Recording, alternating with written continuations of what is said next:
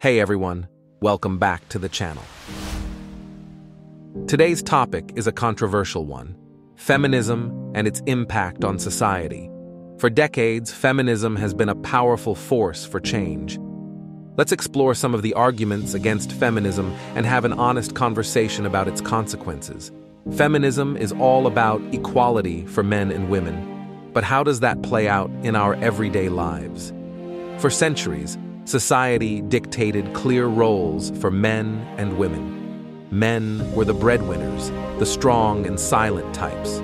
Women were the nurturers, expected to handle domestic duties and child-rearing. Feminism throws a wrench into these expectations. Challenging the status quo, feminists argue that these traditional roles limit opportunities for both genders. They advocate for equal access to education, careers, and political participation, regardless of sex. This shift has led to some amazing progress. Women are CEOs, astronauts, and leading scientific breakthroughs, but it hasn't been all sunshine and roses. The debate heats up. Some folks worry that this blurring of gender lines disrupts the natural order of things. They fear a decline in traditional family structures or a loss of masculinity. Equality at home. Feminists argue that the traditional division of labor in families is unfair. Women shouldn't be solely responsible for cleaning, cooking, and childcare. The call is for shared responsibility, with both partners contributing equally. And guess what? It's actually happening. We're seeing more dads engaged in active parenting, and many couples are working together to manage household duties. Parenting revolution. Feminism also encourages a shift in parenting styles. It challenges the idea of a strict dad and a nurturing mom. Both parents can be emotionally supportive and disciplinarians. But here's where things get interesting. Redefining the family.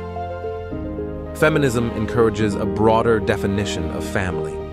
It celebrates single-parent households, same-sex couples raising children, and multi-generational living arrangements.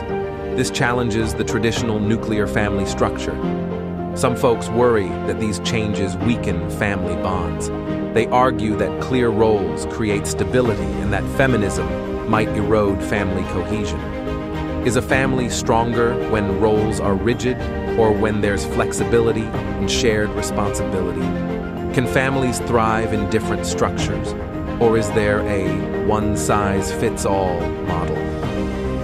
The gender wage gap refers to the difference in average earnings between men and women. In the US, for example, women earn on average 82 cents for every dollar a man earns. That's a significant chunk of change. Causes in the spotlight. Feminists argue this gap is blatant discrimination.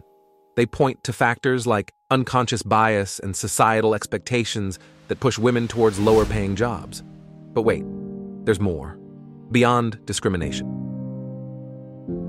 Some argue the gap isn't just about bias.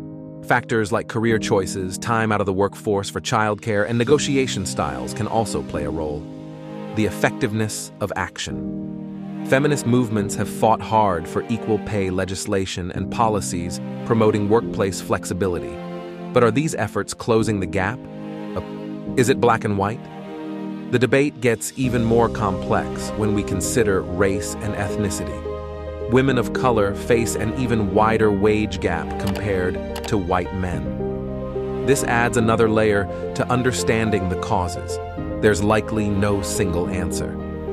The wage gap is likely a combination of factors, some discriminatory, some not. Feminism is all about equality, but where does that line get drawn when it comes to free speech? Here's where things get complicated. The PC minefield. Some feminists argue that offensive language and stereotypes perpetuate gender inequality.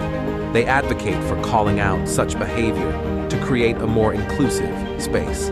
Cancel culture. Controversy. But what if someone expresses an unpopular opinion, even unintentionally? Cancel culture, the practice of publicly shaming individuals for past comments or actions, is a hot-button issue. Can it stifle open dialogue and diverse perspectives within feminism? The silencing of dissent. Some worry that a strong focus on PC discourages healthy debate and prevents the movement from considering alternative viewpoints. Can feminism truly thrive without open exchange of ideas? Finding the balance. There must be a way to navigate this complex terrain. Perhaps it lies in fostering respectful dialogue and critical thinking, even when faced with opposing views. Moving forward together.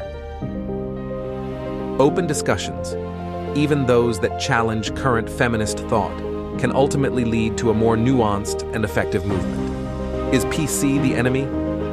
Highlighting harmful language and stereotypes can raise awareness and promote positive change, but it's crucial to find the balance, ensuring respectful discourse and space for diverse viewpoints. For a long time, masculinity was defined by strength, dominance, and emotional stoicism, but feminism throws a wrench into those expectations. Toxic masculinity under the microscope. Feminists point out the harmful aspects of traditional masculinity, often referred to as toxic masculinity. This includes aggression, suppressing emotions, and the pressure to conform to rigid stereotypes. The argument is that these traits hurt not only women, but also men themselves, limiting their emotional well-being and fostering violence. The role of men in feminism. So, where do men fit into all this? Some men feel ostracized by feminism, seeing it as an attack on their masculinity. But here's the good news. Men as allies. Feminism actually needs strong male allies. Men can advocate for gender equality, challenge sexist behavior, and help redefine what it means to be a man in a positive way. The debate around feminism is far from over. Is it a force for good, or is it creating new problems? We've explored some critical viewpoints today. What do you think? Let's keep the conversation going in the comments below. Like and subscribe for more videos that challenge the status quo.